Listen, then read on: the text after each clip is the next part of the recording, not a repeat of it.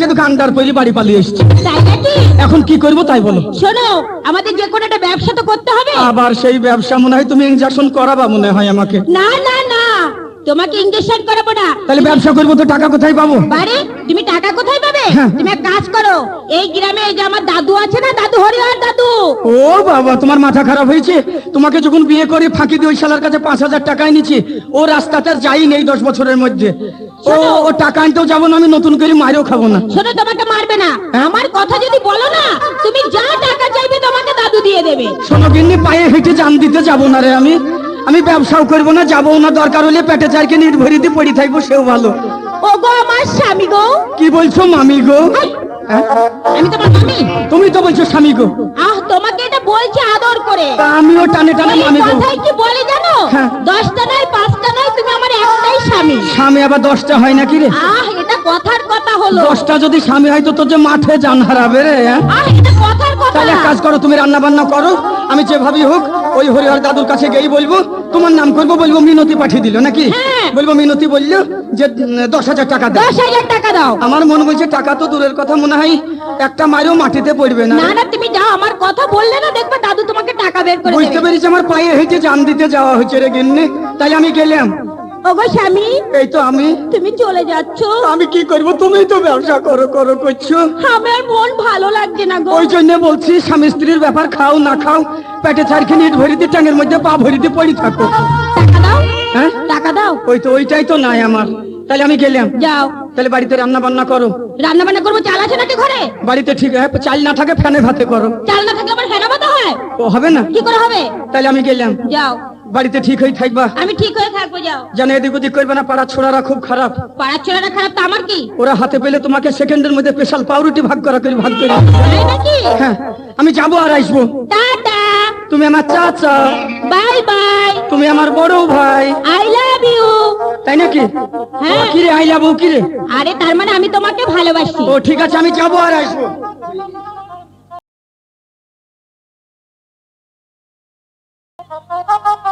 জয় রাধে মাধব। আমার নাম হরিহর চক্রবর্তী।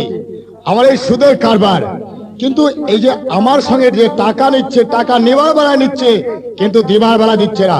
ওই যে জগন্নাথ কিছু দিন আগে আমার সঙ্গে টাকা নিয়ে গেল, ওই যে সতীশ নিয়ে গেল, ওই যে হ্যাঁ ওই পচা সেদিন আমার সঙ্গে 500 টাকা নিয়ে গেল। সে পচা এখনো টাকা দিয়ে এলো না। আসুক, আর যে হারামরা আমার কাছে টাকা বলে আসবে, আর টাকা তো দূরের কথা, সে শালাকে ধরবো আর পিটাবো। যদি পিটাতে না পারি তবে আমার নাম হরিহর চক্রবর্তী নয়। ওরে বাবা রে, শালো তোর এই একবারে বোম হয়ে গেছে। আসুক, কোন শালা আসবে ওর বাড়িতে? টাকা তো দূরের কথা, মায়ের আমার একটাও মাটিতে পড়বে না। তবে যা হবে একবার এসেছি যখন, ঢুকে দেখি। ও দাদু, দাদু। আরে কে? আমি পচা। আরে পচা? হ্যাঁ। আয় ভাই, আয় ভিতরে আসবো? আরে আয়, আমি তোর কথা চিন্তা করছিলাম। তাই নাকি? তুই আমার সঙ্গে যে আগে 500 টাকা নিয়ে গেছিলি, হ্যাঁ। সেই টাকাগুলো মনে হয় দিতে এলি। ভালো কথা তো, তুই আমার সঙ্গে টাকা নিয়েছিস, টাকা দিতে এলি। আয় ভাই, আয় আমার কাছে আয়। দেখো দিনে আমি এলাম পেটের দায়ে টাকা চাইতে, বলছে টাকা দিতে আলি। আমি ওই জন্যই গিন্নিকে বলেছিলাম মায়ের একটাও মাটিতে পড়বে না।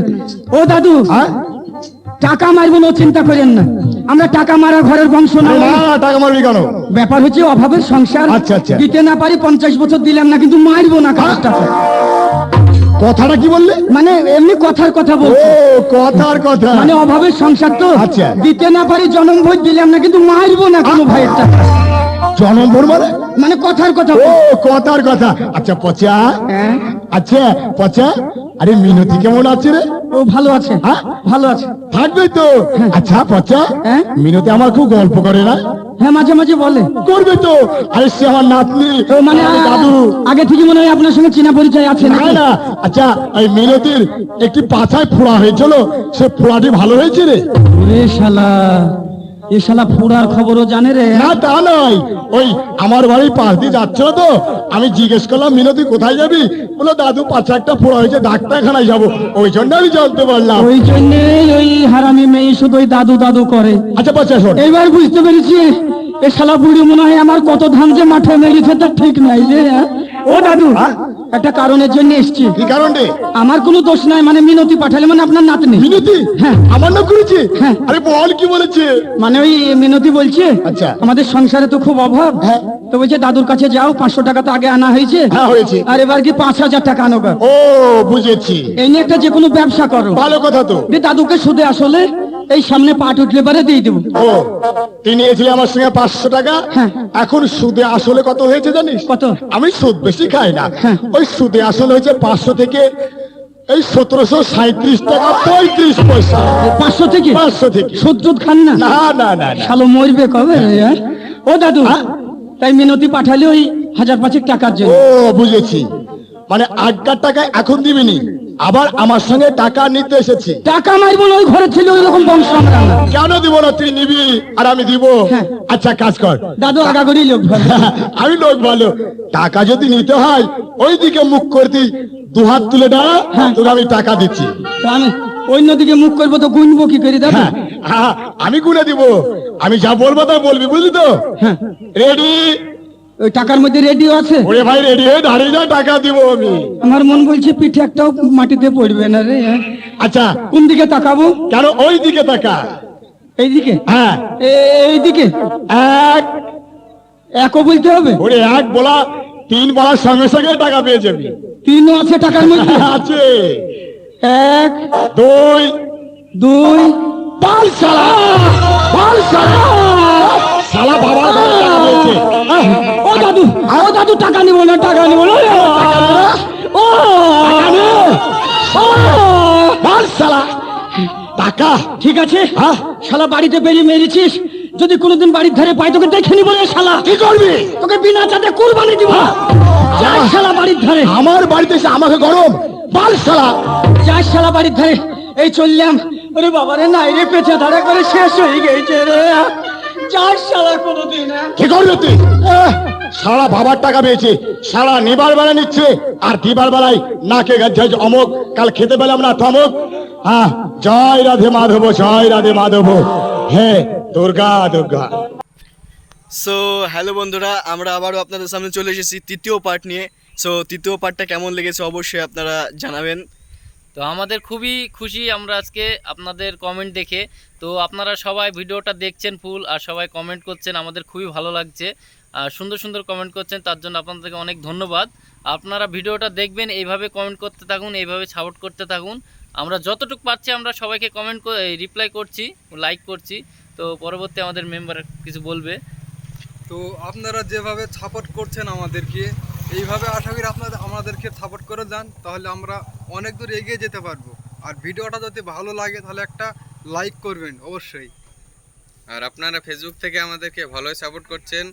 আমাদের ফেসবুকে কমেন্টে পিন করা আছে ইউটিউব লিংক, ইউটিউবটা একটু সাপোর্ট করে আসেন। সো আমাদের চ্যানেলটা, ইউটিউব চ্যানেলটাকে অবশ্যই আপনারা সাপোর্ট করবেন, সাবস্ক্রাইব করুন।